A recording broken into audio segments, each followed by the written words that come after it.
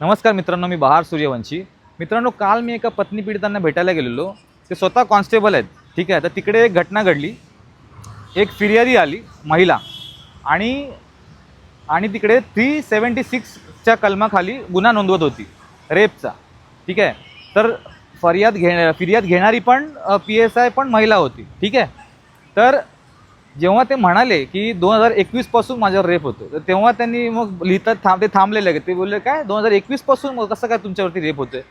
नाही मॅडम, 2021 पासून होतोय. मग आता मग तो जो आहे तो आता पैसे द्यायचा बंद झाला.